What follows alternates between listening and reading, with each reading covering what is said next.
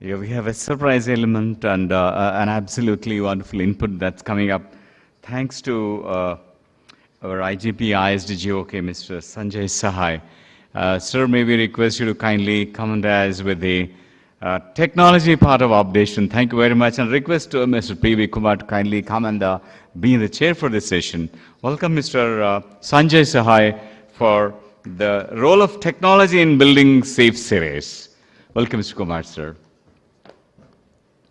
Yesterday, Mr. Sahai was trying to sir, give a lot of inputs in between. Today, the whole session is his. Over to you, sir. Over to the chair first, and then over to Mr. Sanjay Sahai. This session is on the role of technology in building safe cities.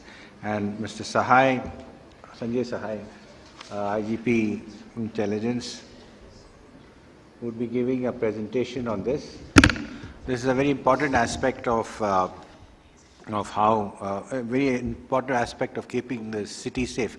As in our first the first session, when there was a talk on terrorism and reaction and prompt reaction to it, there was this question of the use of technology and how it helps in responding very fast and evaluating vast amounts of data in real time to get at some sort of conclusive proof. I'm sure in this presentation, Mr. Sahai will give us an idea of how to do so. I request him to please go ahead with his presentation. Good afternoon, all of you. I think all of you are awake after, I think, a slightly heavy meal. Homeland security is the philosophy, blueprint, and future of policing globally. The attack on the World Trade Center in 2001 has been the single most important event in the history of modern mankind, and it has changed the world in a manner which nobody had ever imagined. It has forced the world to change its perception on the nature of organization, the usage of technology, the responses, the consolidation of activities, and the spread of mechanisms needed to thwart ever-growing terrorism the world over. As soon as the embers of 9/11 were settling down, America came to a realization that the administrative mechanism and the legal enactments are not in a position to respond to the type of terror attacks which Osama bin Laden planned. And in the days to come, things would become more and more difficult. They took around 13 months, and in October 2002, we saw the creation of Department of Homeland Security. Department of Homeland Security has been an integration of nearly 23 departments, seamlessly merging to fulfill, to give you as a result, to give you as a product, what was required for the citizens of the US. Last 12 years has been a tribute to the work of Department of Homeland Security. But for the Boston bombings, America has been free from any terror attack. That does not mean to say that there are no attempts made. There are many attempts made, and a couple of attempts like the Times Square one, we have seen how it was handled. So the Homeland Security, it is a robust counter-terror mechanism. The Homeland Security Department in the US has brought forth a transformational change in the philosophy, blueprint, and execution of counter-terrorism in America, and slowly it's being replicated across the globe. The nature of terrorism which all of us face today globally is quite similar, and the mechanisms which are to be created to thwart terrorism also would be similar, but for a bit of a customization in different countries, different geographies, different technologies, different thought processes, different governmental systems, and different mindsets. As you all know, I am an internal security expert. And over a period of time, I have been attending seminars on public safety, speaking there. Slowly I realized that public safety and security makes no sense unless it gets synergized with Homeland Security. Homeland Security is the anti-terror mechanism which has been laid down by the US.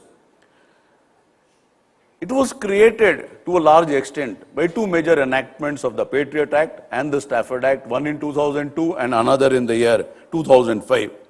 And it has the capability of monitoring, supervision and oversight mechanism. I think there are 82 congressional committees which generally keep claiming that there is too much of a legislative or the legislature's control on the executive mechanism of this nation. You'll find it very strange and you'll find it very interesting that there are 82 congressional committees which look after whatever is being done by the Department of Homeland Security, which works on simultaneously with around 245 standard operating procedures. So all of us are aware as to what the problem is. We are also aware of the fact as to what result we should get out of the system which we have laid down either in the US or laid down in this country, and we want similar outputs. Unfortunately, we are not at that stage.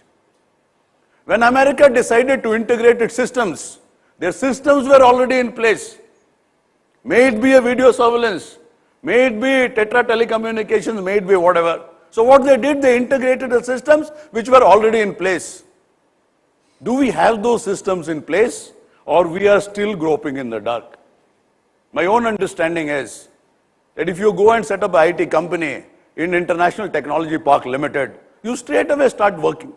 But if you have to create an International Technology Park, so you can well realize what the issues are. And that also in a country which does not believe in transformational change. We believe in resurrection. We believe in resurrection. We don't believe in revolution. We are not ready to change in a manner America changed. For a completely closed door privacy environment, giving whatever best could be given for a business enterprise. Two, as Thomas Friedman in his famous book on 9/11, he writes, America realized what its firemen are. It realized what its policemen are. America realized what governance is. Now that realization should also dawn on people in this country. Correct. So we have to reach what we call as the plug and play mechanism. And to reach the plug and play mechanism where we can get the features and functionalities of a system which is operational in the US and most of the developed countries, we need to create a technological framework under which we work. In the year 2005, Dr. Manmohan Singh, he started a project called Mega City Policing Project. The Mega City Policing Project is based on the concept that all our main cities are economic growth centers of the nation, and any attack on any of these cities will adversely affect the economy of this nation and indirectly or directly the sovereignty of this nation. Now both these two things are completely enmeshed in each other, and none of these can be allowed to happen. So Mega City Policing Project started in 2009, 2005 and did not go a long way. It was being chaired by Commissioner of Police Mumbai at that particular point in time, and finally whatever happened on 26/11, I think it proves to the contrary that the efforts which were made in the Mega City Policing Project, primarily on the technological side, primarily on a concept of creating features and capabilities and functionalities which would be able to prevent any terror attack in this nation, it did not happen. Nonetheless, it did sow the seeds of city-based anti-terror mechanism. This does not in any manner absolves the Indian nation of its responsibilities on the rural front. Correct. So we need a technological framework, and that technological framework, to best of my understanding, which will give you the functionalities which the US Department of Homeland Security is providing to a considerable degree with good amount of or some amount of customization is the framework which I enunciated in the year 2011 in a FICCI conference in Delhi. It has been hotly debated. That particular conference voted me as the best moderator, not the best speaker, but the best moderator there. And this is being debated upon for last nearly 2 years across this nation and even beyond these shores. And till today, I am still to find a dissenting note. This technological framework has already been submitted for copywriting, and it is under that process. So what is this technological framework all about? This technological framework is about creating a technological mechanism which will provide you a plug and play mechanism for the internal security managers, for the political executive, or whosoever is at the leadership level to decide at that particular point in time as to what action should be taken. I would not like to comment on 2611. Nonetheless, from the time we got the first news of it till the time the operation ended, it would be very interesting to know as to who the person was on that decision-making seat. From the Commissioner of Police to whosoever in Delhi, and in whatsoever manner, one person or a group of persons. So, that particular person or a group of persons as a body decided upon the nature of action in that particular operation. Now that nature of action was controlled by the inputs, critical inputs which were available. What this technological framework intends to provide you is inputs which are critical, which are real-time, inputs which will add value to your decision-making process. The working plan or the plan of the hotel, that was not available. There's a lot many issues which finally come in way at that nick of the moment between the capability of the human being and the capability of the system. It should not happen that a great commando, because of inefficiency in the system or the technology not laid in place, has to do things which should not have warranted in the first place. So first and foremost, what we need is a command and control center. A command and control, I'm limiting my whole talk to Delhi, Bombay, Calcutta, Madras, Bangalore, Hyderabad and Ahmedabad. These 7 cities were a part of the mega city policing project, and I would also be restricting my talk to all these 7 cities.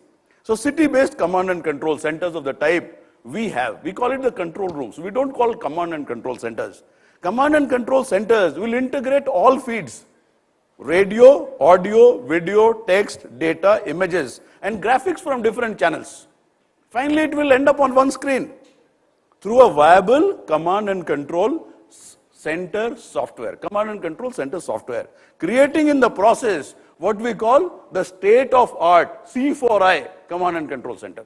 It is command, control, computer, communication, working on interoperability. It is a seamless synergy of technology, of human beings, of professionals, of decision makers, and finally making it actionable for every single citizen of this country. It would have the capability to handle the worst terror attacks and natural disasters at one end, and day-to-day responsive policing at the other end. We create a mechanism which is at a level of 30,000 feet, which can handle situations, which can handle systems, which can handle money laundering, it can handle a lot many other things. But the system also has the capability to work on a day-to-day basis. Policing also is a day-to-day policing. And our focus cannot be only to terror attacks, only to law and order situations, only to issues related to organized crime in a country wherein most of the issues for which police is criticized upon are issues of day-to-day existence. The second is the interception system. We intercept couple of phone calls, we intercept couple of other things, but at the end of the day, do we have any command over the complete flow of data in this country? In the social media, the amount of information which is available is unimaginable. And we still don't have any training on social media. the Danish terrorist, he put his whole plan 6 hours before the execution on the social media. So the capability to monitor and penetrate into any mode of communication and storage for the required suspected information / data, and the capability to analyze and connect to our requirements on a real-time basis is the urgent need and utility of interception systems, which needs to be put in place, upgraded or scaled up as the case may be. So this is the complete utility of the interception systems. If we today get into the whole technological framework, technology, as I understood a couple of days back, I think in this same room, it is being synonymous with TV, with computer, with some other system. But I got enlightened myself over a period of time. I would certainly like to enlighten the audience that technology today is a system. It is an integrated system. It is not what equipments you are putting in place. It is the way you are integrating for your own purpose. And if technology fails, it is not like God failing. It is you who are failing. If the integration of the system and if the software which runs that integrated system does not have the capability to throw up the results, it is not the fault of the technology. It is certainly a fault of our competence levels. So that is precisely what I understand of technology. I'll come to the next point, wherein Tetra was extremely successful in China, in the Beijing Olympics. Tetra failed in Commonwealth Games. And Tetra still eludes India. I asked a couple of guys. I told them a story of a lady who heads digital component of the Olympics. She just finished her 3rd Olympics.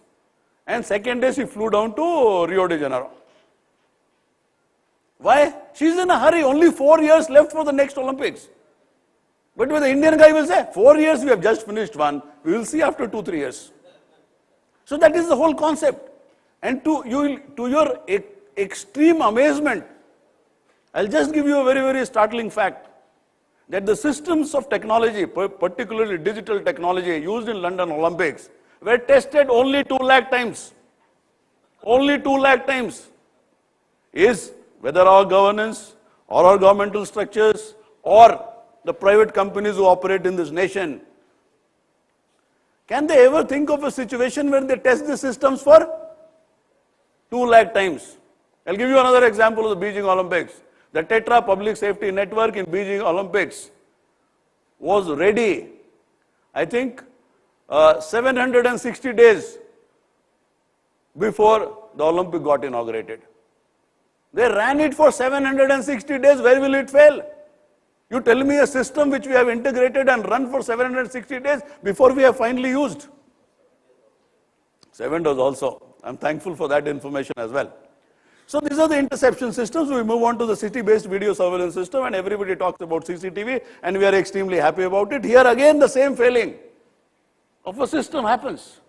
So CCTV is, for God's sake, it is not city-based video surveillance system. There is certainly a difference between city-based video surveillance system and CCTV. And if you add video analytics to the city-based video surveillance system, it becomes totally different. Whether you accept or you don't accept, most of the terrorists or most of the incidents could be joined together as part of the investigation only through CCTV footages, only through video footages. Kasab is a prime example. And like that, if you go for London terror attacks and so many of the terror attacks.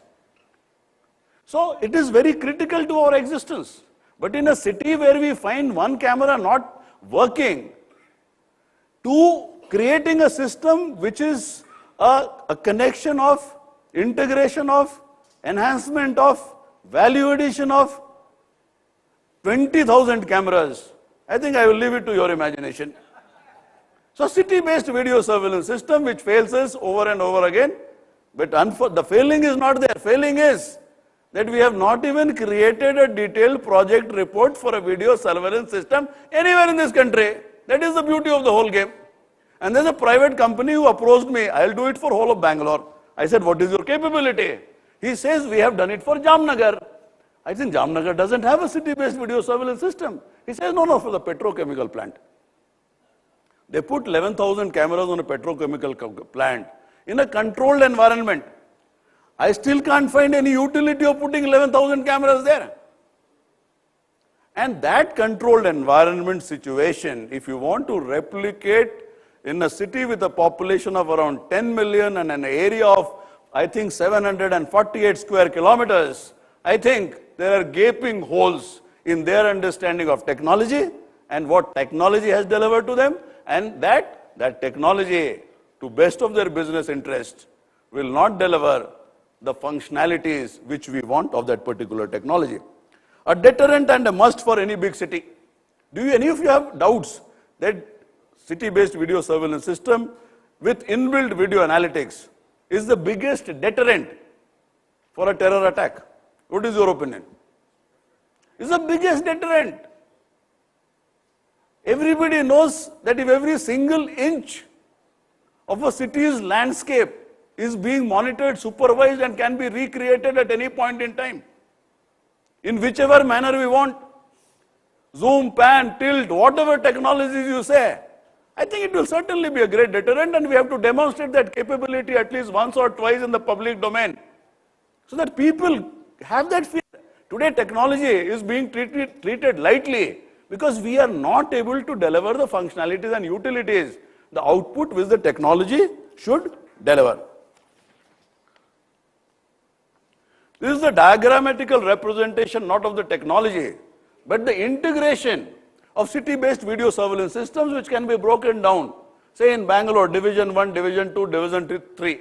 It is a very hypothetical thing. It's broken down to that, integrated at a city level and then integrated at the national level. And that would be India's national city-based video surveillance system, wherein every inch of the 7 cities can be seen to a zoom, wherein I can make out your face with utmost amount of clarity, at least to a level where your face can be used by face.com. Correct? And at ease and efficiency of integrating this data, much better than what Google is doing.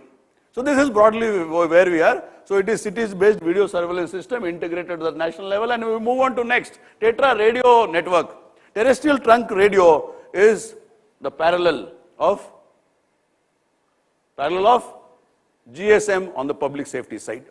And it is more secure, 100 times more secure. The whole network is under your control. It is not under control of Airtel or any other organization. It is my network, my dabba is there, my server is there, my connectivity is there. Any equipment to any equipment. It's not restricted to radio. It gets connected to imaging, it connects to that data, it gets connected to anything. And if I asked to one of the experts who came from Sweden, I would like Tetra to be integrated with ERP. So the bugger, he got lost completely. Okay, I tried to explain it to him. He did not give me a reply. Then I asked him, technically, can it be integrated or not? He says, technically it can be integrated, but I don't think it's possible for us to integrate. So that's a different issue. Technically, the output of Tetra public safety network, terrestrial trunk radio public safety network, can be integrated to an enterprise resource planning solution. And that changes the landscape completely. It is a fully digital mode with a complete integration of all communication gadgets and delivery of high quality voice, data and other related inputs. Tetra eludes India. Our first brush with Tetra was Commonwealth Games. Unfortunately, all dimensions of the Commonwealth Games, it crash landed. And there was a joke which was going on at that particular point in time, that the Commonwealth Games were not held for sportsmen or sportsperson, but it was held for contractors. So anyway, there are different games. Games will continue in this world. In reality, the excellent public safety communication network improves our responses to war on terror, organized crime and disaster management. In the Bombay blast, the recent ones, 15 minutes there is no communication between the chief minister and the police leadership. And I also accept, by the same analogy, there was no communication between the police leadership and the police people who are working on the ground level. They experienced this earlier in the earlier attack. Very famous attack, 26/11, but things keep on repeating, rightly or wrongly. Correct. How many of you know what is geospatial technology? Geospatial technology, no takers. Geospatial technology is modern imagery. It is the maps of today. Huh? Yes. Geospatial technology is the third eye. It is supposed to be one of the biggest advances in space technology. And it's not only used for the police or India, we don't use it at all. It is used for nearly every conceivable human being, police, department, any organization across the globe. Correct. There is a huge imaging corporation in the US which only processes image which comes out of their great satellites. You have a satellite in US, a whole satellite system for geospatial technology called Galileo. The one which you have in Russia is the Glasnost. And there is another one with 156 satellites or so in the US. The basic concept which we have to have in mind is you can reach even till thermal imaging. If you use that imagery, I can tell you that there are 4 people here and not 5. It can be used in Naxalite operations. It can be used in insurgency operations. You can get imagery to a level wherein you can decide upon the gap between 2 cars parked outside your office. Had we used geospatial technology or geospatial imagery in, say, 26/11, the situation would have been totally different. And to best of my understanding, though I have not read it anywhere, I'm convinced of the fact that Abbottabad operation stands out as one of the exceptional examples of geospatial technology. And one sentence which I keep repeating over and over again, if 9/11 was the worst, most negative example of use of digital technology in the world, then Abbottabad operation was the best use of digital technology ever in this world.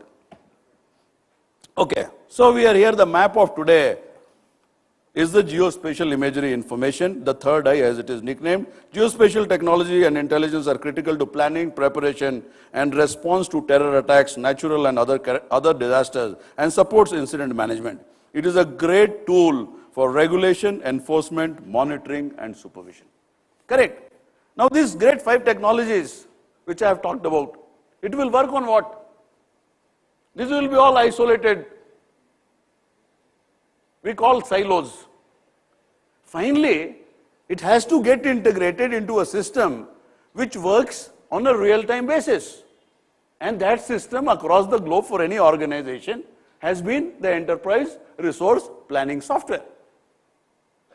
I have had the privilege and honor to create an ERP solution for Karnataka State Police.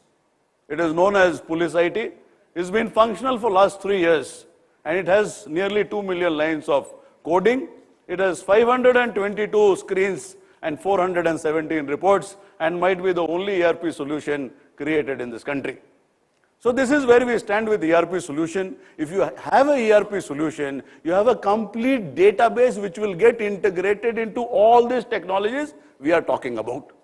It gets related to crime, it gets related to criminals, it gets related to your human resource, it gets related to your traffic, it gets related to your wireless communication, it gets related to your training, it gets related to nearly anything, to your forensic science laboratory reports. So this is where we are, and that also throws up what we have asked from that system, and that is the management information system. The MIS is also inbuilt. ERP should throw up a real-time database. Updation on a periodicity decided upon. Will never throw up databases which will be of any use. The name of the game is, it has to be dynamic, it has to be real-time, and a database cannot be created after the incident is over, after the act is over, after the project is over.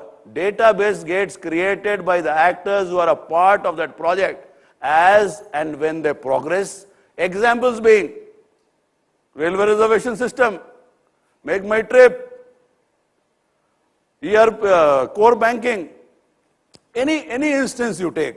So we are not trying to replicate what is there already in the system. We are trying to reinvent a wheel. Whenever we talk of any technology, we say we will keep standalone. We say we should also have a standalone version. Why do we need a standalone version? Correct. So that is where we are. So that ERP will throw up into an RDBMS, which will be real-time in basis. And that integration which we talk about is the integration of legacy systems of the department. Now every department, every organization has got lot many legacy systems. What do we do with the legacy system? What does the vendor do with the legacy? He will tell you, sir, throw all this, I will give you SAP R/3. Correct. So your whole intellectual capital, your whole hard work, your all systems with every employee is familiar with, is thrown down the drain. And you start struggling with another ERP solution which is created in Germany, where you don't know what the Indian police is like. So this is the story of the ERP solution, and no organization can progress if you don't have a ERP solution. So the whole story is that the backbone is a ERP solution. You have a command and control center. You have interception systems which can handle interception of any kind, inclusive of a internet gateway. You have a city-based video surveillance system with inbuilt analytics. You have a public safety network, one of its kind, completely independent, completely exclusive, completely controlled by technologists either inside the police or outsourced guys completely under the police. And geospatial technology, which is the third eye, which gives you a totally different dimension to the whole thing. Unfortunately, in India, the maps or the imagery which we get, the resolution is 1:5,000. And it has to go through NRSA. Going through NRSA has a roundabout turnaround time of 14 hours. You can well understand that turnaround time of 14 hours, what immense damage can it do to a situation which is emerging. And off the shelf, commercial, you can get resolution of 1:35. So this is it. We put all this technological framework in place. Now who will handle this technology? Who will handle these complicated systems? Are our internal security managers or people above and beyond them who are generally not questioned? Are they capable enough to handle technology, systems, integrations in a manner which it should be? Are we competent enough to manage whatever outputs we get seamlessly? Creating a software by which we can bring it on one single monitor. But to reach that one single screen, I think it will take 5 years, 7 years, 10 years to reach that screen. Where Israel started 20, 25 years or how many years back, I'm not aware of. It's a long, long journey. But if it's a long, long journey, the journey has to begin. So this is where we stand. So the managerial response to war on terror is as important, as critical, or might be more, to handle all these systems and have the capability to reply. And I'm totally convinced of the fact that had these systems been in place or had the critical inputs which should have come at that particular point in time, our response to 2611 would have certainly been much better. So gap analysis shows a huge gap in the learning skills and attitude of internal security managers, which ought to be bridged. The human resources should be better than the technical system created and made functional. Utility is how we utilize. Innovative methods, inclusive of outbound learning, needs to be inculcated as a part of high-end training. Change management is the most critical component of our way forward. Two things which stops us, technology aside. One is the will, and second is our complete inability to change. It is resistance to change. These two things have nothing to do with technology. Professionalism leading to globally accepted deliverables is the ultimate value addition. Now, okay, you have created all these things. Beyond, what do you do beyond that? So every single technology which I have been talking about starts at the division level in a city, gets integrated at the city level. There are a couple of technologies which cannot be integrated at the sub-city level. So those technologies start at the city itself, and things like Tetra and all that. Once it comes to the city level, these 7 cities get integrated into a national system, and it has a command and control center somewhere for that particular technology. For that particular technology. Correct. And finally, all these command systems integrate into what we call as the National Homeland Security Resource Base and Incident Support System. This is the final. This is the Mecca which we are supposed to reach. So NHLS, RBISS. So this is the solution, or this would be the final game changer in the way we would respond technologically. There are so many other issues technologically to this whole exercise. Correct. So where does this grandiose plan start? It starts from a National Homeland Security Blueprint. A documentary shape to this dream can be given by way of National Homeland Security Blueprint, which would later become a proof of concept, and finally a working document ushering in Homeland Security Age in India, a robust Homeland Security functional mechanism, thus taking this dialogue to its logical conclusion. And finally, this is what we need in any country to bring Homeland Security functional. The American experience and its successes have been the reference worldwide. Our journey, at best, can be marginally different. The integration of administrative mechanisms, the geographies, the technologies, and an ideal managerial component to create and run the system is only way out of this whirlpool, the whirlpool in which we are in. Any delay will lead to resurrection more and more difficult, and the chance of catching up with the enemies of mankind and beating them might be lost for a considerable time to come, with unimaginable adverse impact on the economy, society, polity, and the Indian psyche. So what is the national resolve? The national resolve is to solve the most intractable issue that terrorism is. Thank you.